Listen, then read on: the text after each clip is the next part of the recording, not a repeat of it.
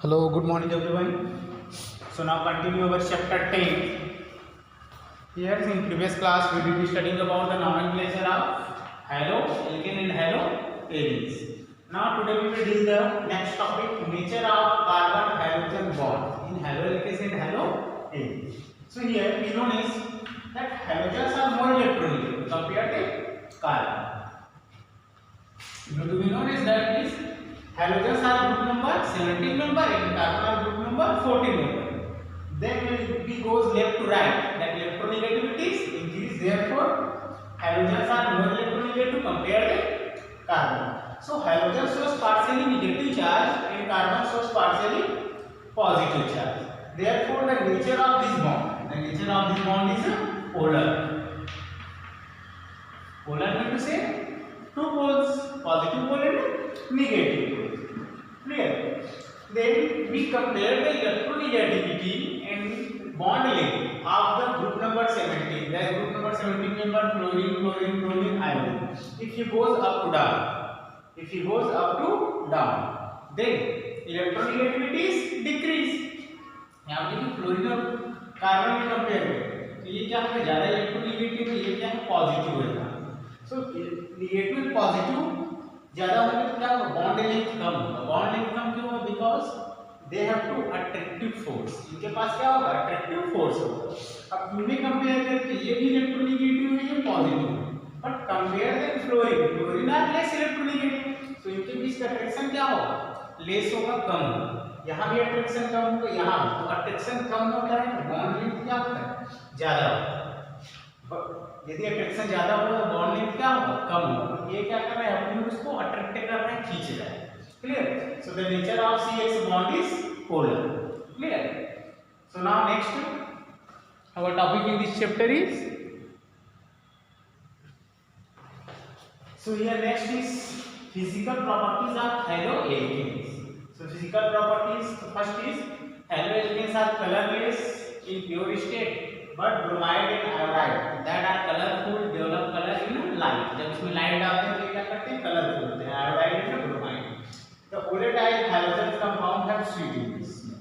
तो volatile hydrogen compound जो होते हैं जनरली उड़ने वाले भूमिका होते हैं, उनकी सेल्फ स्मेल होती है। Most important point है आपका melting point and the boiling point. Melting point and boiling point. That is the most important topic in this chapter. Generally इस chapter से एक आध क्वेश्चन इससे रिलेटेड आते ही हैं, इसमें अलग अलग टर्म्स हैं, उसके हिसाब से आपको एक्सप्लेन कर रहे हैं। So first term is that यदि हम कंपेयर करें ग्रुप में हैलोजन ग्रुप में तो आयोडीन के जो एल्केन्स होते हैं उनका सबसे ज्यादा होता है। रीजन है आयोडीन का मास ज्यादा होता है। जनरली क्लियर है कि मास यदि ज्यादा हुआ तो क्या होगा melting point and boiling point high होगा। साइज भी क्या होते हैं लार्ज होते हैं। यहाँ रीजन भी लिखा है due to increase in size and mass of hydrogen. Clear? तो सबसे ज्यादा आपका आर आई का, आर मतलब आप यहाँ पे कोई भी ग्रुप ले सकते हैं, मिथिल ग्रुप ले सकते हैं, एथिल ग्रुप ले सकते हैं, propyl anything. Clear? But similar होना चाहिए। ऐसा नहीं यहाँ पे आप मिथिल ले रहे हैं इस जगह पे आप ब्यूटेल ले रहे हैं तो वहाँ पे नंबर ऑफ कार्बन एटम्स बढ़ेंगे, मतलब मास इंक्रीज होगा तो क्या होगा मेल्टिंग पॉइंट भी क्या होगा बॉइलिंग पॉइंट भी इंक्रीज होगा। बट ये सिमिलर है। सिमिलर मतलब जैसे आप यहाँ पे लिए CH3I, यहाँ पे ले रहे हैं CH3F ले रहे हैं, यहाँ देखिए कार्बन के नंबर भी सेम है, हाइड्रोजन के नंबर भी सेम, बट आयोडीन का मास ज्यादा होता है कंपेयर टू फ्लोरीन।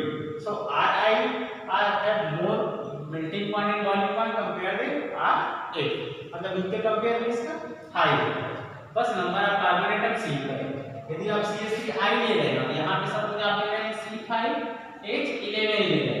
क्लियर? तो इस कंडीशन में इसका हाई होगा बिकॉज नंबर ऑफ कार्बन क्या होगा बढ़ गया। नंबर ऑफ कार्बन बढ़ गया तो मास भी बढ़ गया। सो आपको फोकस करना है उसके मॉलिक्यूलर मास पे। तो मॉलिक्यूलर मास ज्यादा हुआ तो मेल्टिंग पॉइंट भी क्या होगा हाई होगा। तो आप यहाँ पे लिख सकते हैं directly that compare to molecular mass, melting point boiling point compare to molecular mass. Second point alkane का हाई होता है कंपेयर टू एरीज के कंपेयर में एल्केन्स का हाई होता है। जैसे कंपैरिजन करते हैं, सपोज हम कंपेयर कर रहे हैं यहाँ पे एल्केन ले लीजिए आप C6H14 that is in hexane. अब एरिक मतलब रिंग वाले होते हैं, रिंग वाले में हम ले लिए 6 carbon C6H6। So we compare that यहाँ पे 6 कार्बन है, यहाँ भी 6 कार्बन है, but that is in ring form, that is in chain form, clear? So यहाँ पे यदि हम एल्केन कि यहाँ C6 है, H14 है, यहाँ पे H6 है, तो यदि कंपेयर करें मॉलिक्यूलर मास आप निकालेंगे इसका और इसका क्या होगा हाई, so हाई होगा, so that have to high melting point and boiling point.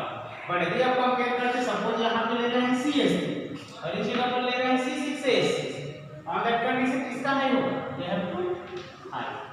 So point term को आप लोग समझते गए उसके अकॉर्डिंग नोट करते जा रहे हैं, तो कैसे नहीं कंपलसरी एल्केन का ही हाई हो या एरिक का ही कम, आपको देखना है वहां पे कि मास किसकी ज्यादा हो रहा है, क्लियर? बट यदि सिमिलर हो दोनों के नंबर आप पा रहे हैं, क्लियर, तो उस कंडीशन में क्या होगा, एल्केन का हाई होगा कंपेयर टू एरिक होगा, क्योंकि एल्केन के पास नंबर ऑफ एटॉम क्या होते हैं हाई होते, क्लियर? ये हो गया सेकंड पॉइंट। चलिए थर्ड देखते हैं। So now we compare here that third point is melting point and boiling point. The number of carbon is directly proportional to melting point and boiling point.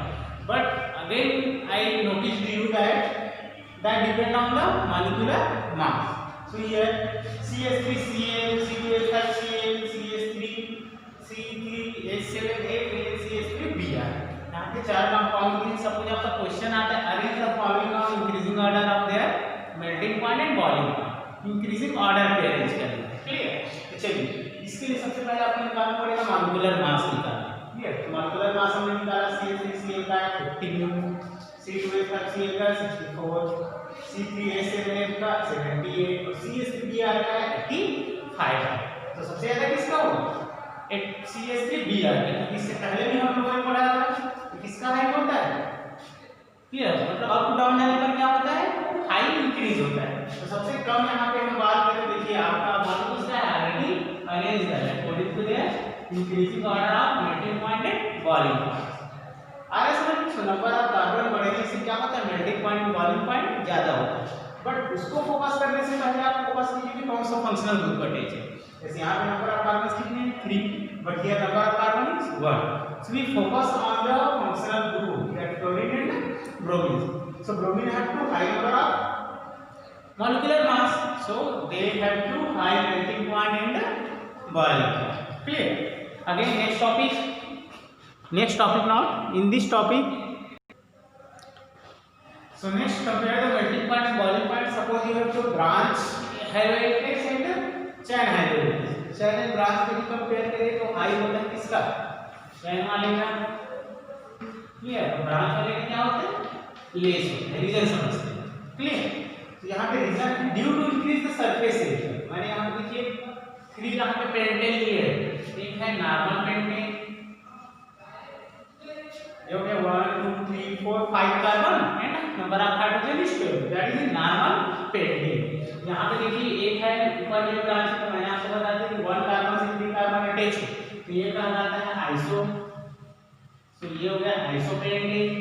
यदि 1 carbon से 4 carbon attach है तो ये कहलाता है neo, ये हो जाएगा नियो पेंटेन। अब हम इन दो तीनों में कंपेयर करें तो देखिए सबसे ज्यादा सरफेस एरिया किसका, मतलब सबसे ज्यादा एरिया कौन सा कवर किया है, नियो पेंटेन।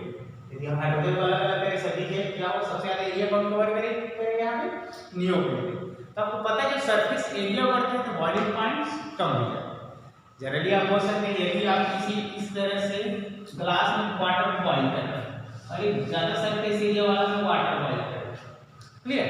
तो कौन इजली बॉइल होगा, जिसके पास सरफेस एरिया ज्यादा हो, तो जल्दी बॉइल होना है, मतलब वहां मेल्टिंग पॉइंट मतलब बॉइलिंग पॉइंट क्या हो जाएगा, कम हो जाएगा। बट इसमें यदि आप बॉइल करेंगे इसको बॉइल होने में थोड़ा सा टाइम लगेगा। तो सेम यहाँ पे कंपेयर कर रहे हैं नॉर्मल पेंटेन को, यदि हम इस कंडीशन में नॉर्मल पेंटेन में हम देखें इसका एरिया कम है पर मास तो सिमिलर है, पेंटेन है मतलब इसका भी क्या होगा C5H12 में होगा, यहाँ भी क्या है C5H12 in this case C5H12। सो यदि मास सिमिलर है तो हम कंपेयर कर सकते हैं चैन में ब्रांच में। देखिए हर एक पॉइंट को थोड़ा सा नोटिस करना है, रीजन यहाँ पे लिखा आ गया है due to increase surface area, surface area बढ़ेगा तो मेल्टिंग पॉइंट और बॉइलिंग पॉइंट क्या होगा, डिक्रीज होगा। यहाँ पे पॉइंट हो गया आपके पहला था यहाँ पे up to down compare, second था एल्केन्स और एरिड्स में कंपेयर, बट वहाँ पे फोकस कर रहे हैं कि नंबर ऑफ कार्बन्स में ज़्यादा डिफरेंस ना हो। थर्ड है नंबर ऑफ कार्बन्स को भी देखना है, साथ ही साथ उसके मॉलिक्यूलर मास देखने हैं। नेक्स्ट यदि नंबर ऑफ कार्बन और हाइड्रोजन भी सिमिलर हो तो देखना है chain and branch.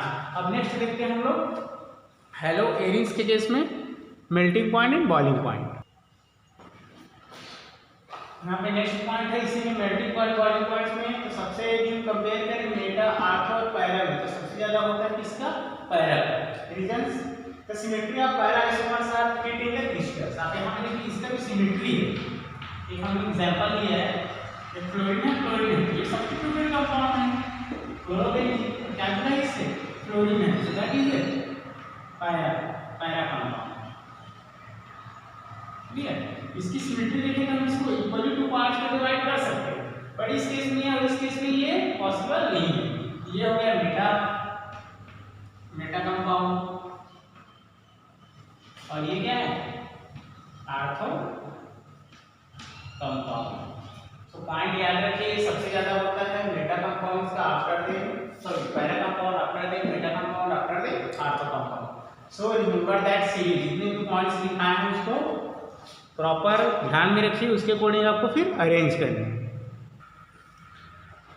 So here you have to one question that why the boiling point of chloride, bromide, iodide are considerable higher than of the hydrocarbon comparable molecular masses.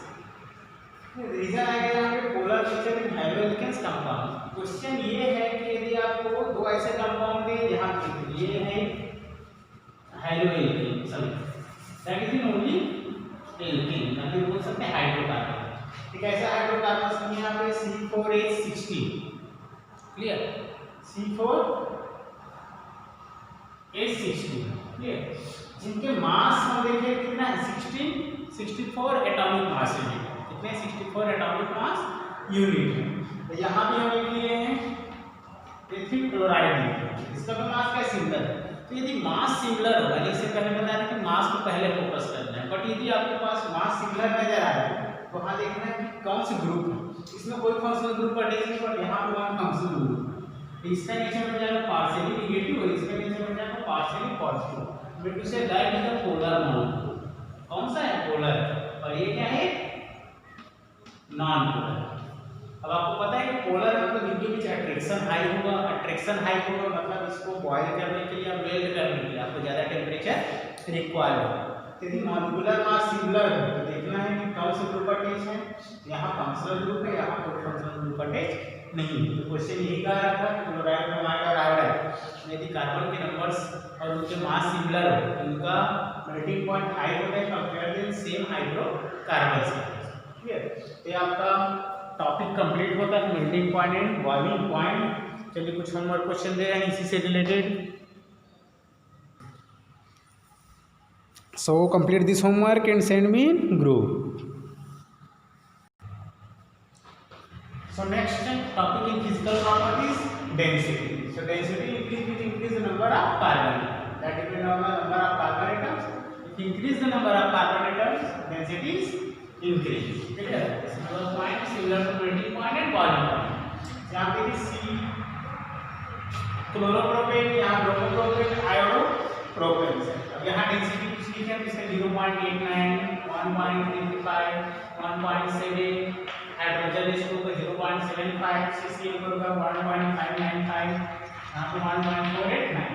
तो density value देखिए, यहाँ पे carbon के number 1 है, but number of chlorine is high, so that also depend on the molecular mass. So हम compare करके देखिए सबसे हाई किसका होगा डेंसिटी। तो सबसे हाई होगा फर्स्ट नंबर पर, यहाँ पे आएगा C3H7। सेकेंड देखिए 1.5, ये हो गया सेकेंड। फिर आफ्टर देखते हैं 1.4, ये हो गया third, 1.3 fourth. Clear? After 8 and 6। सो ये भी डिपेंड करता है कि नंबर ऑफ कार्बन्स यहाँ पे हाई, नंबर ऑफ कार्बन्स यहाँ पर हाई, बट यहाँ पे क्लोरीन के नंबर ज्यादा। क्लोरीन का मास, यदि उनका मॉलिक्यूलर मास निकाले तो हाई होगा, मॉलिक्यूलर मास हाई होगा तो उससे डेंसिटी भी क्या होगा? आल्सो हाई होगा।